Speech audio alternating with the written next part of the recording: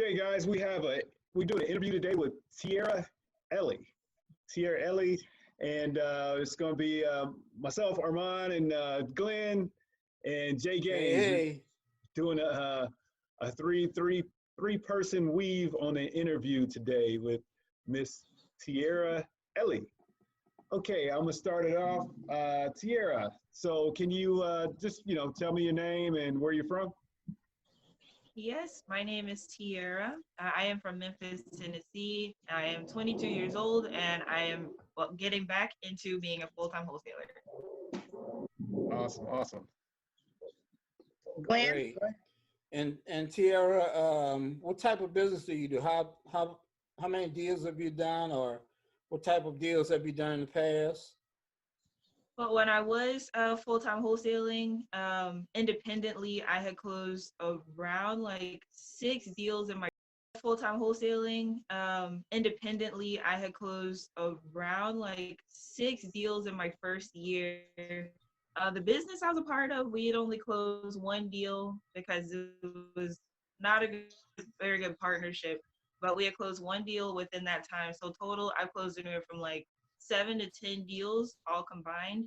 I had to take 2 years off, so 2020 is me getting back into that. Nice, nice. Fantastic. All right, Tiara. So I know that you are the founder and administrator of a Facebook group with over 10,000 followers. Is that correct? Just about. We just Yes. passed 9,600 members, and that is called Bird Dog Real Estate. How I actually got started in the business was being a bird dog. I brought leads to investors. I put flyers on people's doors. I skip traced and set appointments for people. So that was how I gained. Tiara. So I know that you are the founder and administrator of a Facebook group with over 10,000 followers. Is that correct? Just about. We just Yes. passed 9,600 members, and that is called Bird Dog Real Estate. How I actually got started in the business was being a bird dog. I brought leads to investors. I put flyers on people's doors. I skip traced and set appointments for people. So that was how I gained my experience with being a wholesaler. I was doing all of that. Then I eventually started signing my own contracts.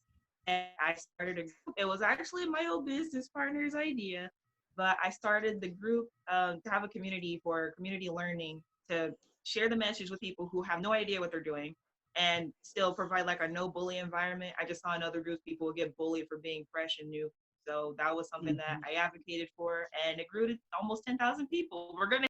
Good, good. So what advice would you give to the masses in regard to business?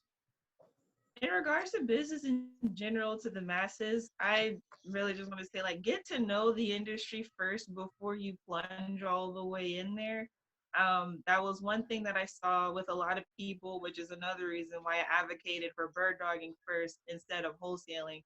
You really want to get to know what you're doing and why you're doing it, instead of looking at people flashing $5,000, $10,000, $20,000 checks all the time. Like, it's more than just the money. So get to know the industry before you plunge all the way. Great. So Tiara, if you had to give 3 pieces of advice to a bird dog that was going to start working with a wholesaler, what would they be?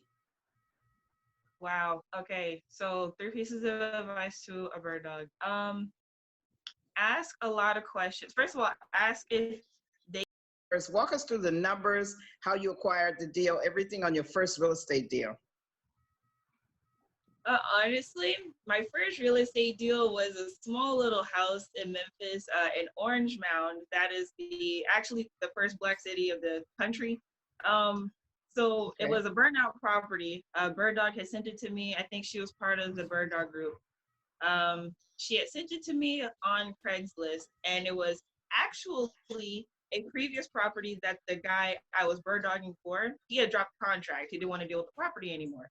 So I had already had, or me and my husband have rapport with the seller of the property, the previous tenant, and the property manager. I met with the property manager, very small numbers. I don't remember them exactly, but it was like I had assigned the contract for about $7,000. I made around 3,000 total, but I had split that. Right. What do you feel like you're doing to change the world?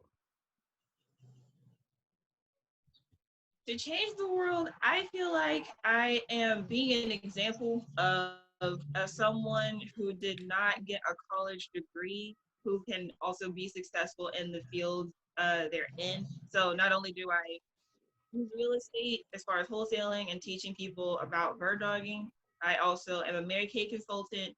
And I have another business that I don't want to talk about publicly yet because I'm just getting that one started.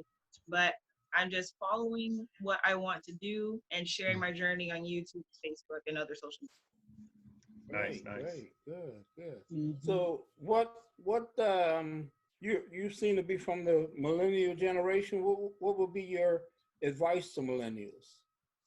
Ironically, I'm a little bit younger than millennials. I'm part of Gen Z. I was born in 1997, Gen but Z. as I see the. Okay. Okay, I'll repeat it. Name 3 mentors in your life and the impact that they had on you. Doesn't necessarily have to be a real estate mentor, though. Oh, all my mentors are part of the real estate game because I think that was one of the main things. Jay Gaines, she's very, very involved. I think we did our first interview, it was either 1 or 2 years ago. About two And that years just gave ago. me the courage I needed 2 years ago, right. Yeah, definitely 2 years ago. Gave me the courage I needed to keep going in what I was doing, specifically in bird dog real estate, but also just as a woman in general, because like for some reason it was always a little bit difficult to work with women other than like I don't know. It was just a weird thing. So with Jay, and she introduced me to Asia Cartwright, it was those 2 ladies. I kind of count the mentor that I'm currently under. His name's Hamza Ibrahim. He is a real estate agent and wholesaler in Memphis, Tennessee. He kind of saw what I went through with my previous partnership. He wasn't in the details and whatnot, but he knew me and my husband when we were 20 years old, when we were just getting into it, and just seeing him how he is. I saw his schedule. He had like a hour by hour schedule of how he. That was just very interesting to me, and it made a strong impact on basically practicing what he believes as a person. Oh, I'm sorry about that, That guys. made a Some huge idiot impact. on a motorcycle. Oh, you're fine. Yeah. I'm sorry, Tara. and We didn't hear what you said because of the motorcycle. Can you Oh, repeat the what whole you thing? were saying? Yeah. Not the whole thing. For sure. I probably the last last couple of sentences. Yeah. Mhm. Okay. You Or is this a young lady who wants to get into the business? What kind of advice could you give her in order for her to kind of help her be successful in the business? Honestly, do what I did.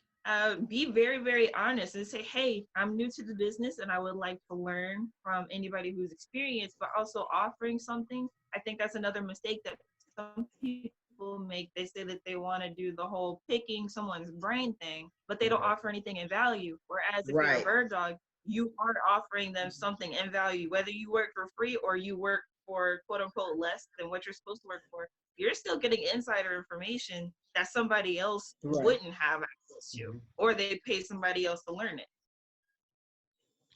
Exactly. Yeah.